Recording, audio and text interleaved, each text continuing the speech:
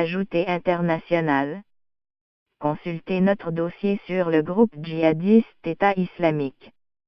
L'Irak a repris vendredi en quelques heures la toute dernière localité tenue par le groupe État islamique, EI, sur son territoire, Rawa, infligeant une nouvelle défaite aux djihadistes qui ne contrôlent plus que quelques zones désertiques à la frontière syrienne.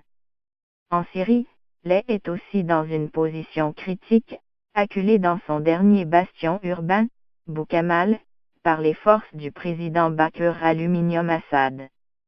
En un peu plus de 3 ans, l'organisation ultra-violente a vu son califat autoproclamé s'écrouler quasiment totalement. En 2014, elle régnait sur un territoire de 7 millions d'habitants aussi grand que l'Italie à cheval sur la Syrie et sur un tiers de l'Irak. Elle y contrôlait de nombreuses villes. Mais elle a désormais été chassée de tous les centres urbains d'Irak et ne contrôle plus que 4% du territoire de ce pays, selon un spécialiste irakien de l'E interrogé par l'AFP. Ce qui a été libéré, ce sont des zones délimitées administrativement et peuplées. Mais les oueds, les oasis, les étendues désertiques vides qui toutes ensemble représentent 4% du territoire irakien, sont encore entre les mains de l'E, a expliqué Hicham Aluminium Hashmi. Ainsi, même après la libération vendredi de Rawa, les forces irakiennes doivent ratisser de larges pans du désert le long de la Syrie pour en chasser les derniers djihadistes. Militairement, l'E est défait, mais nous allons maintenant poursuivre ces résidus pour éradiquer leur présence, a expliqué, dès l'annonce de la victoire à Rawa, le général Yahya Rassoul, porte-parole du JAK.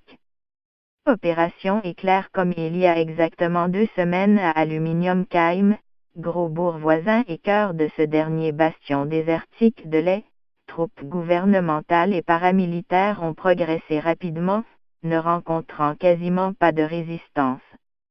Les djihadistes, assurent militaires et responsables locaux, fuient généralement vers la Syrie peu avant l'arrivée des troupes irakiennes, qui cette fois-ci se sont annoncées, depuis l'autre rive de l'Euphrate, en appelant les habitants à hisser des drapeaux blancs et en multipliant les appels à la reddition adressés via une chaîne de radio aux djihadistes.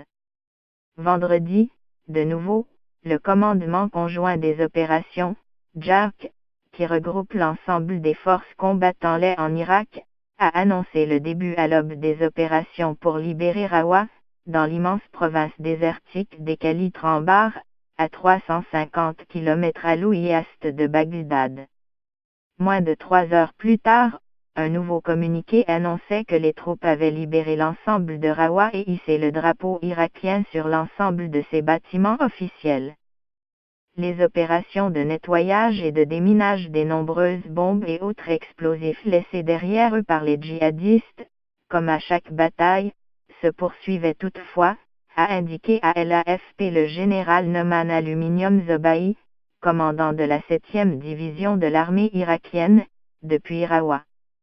Acculé en Syrie exactement de l'autre côté de cette frontière, l'E est aussi en posture difficile avec un nouvel assaut des forces du régime syrien contre son dernier fief urbain en Syrie, Boukamal, situé dans la riche province pétrolière de Deir ez-Zor. L'armée syrienne avait annoncé il y a une semaine avoir conquis Boukamal.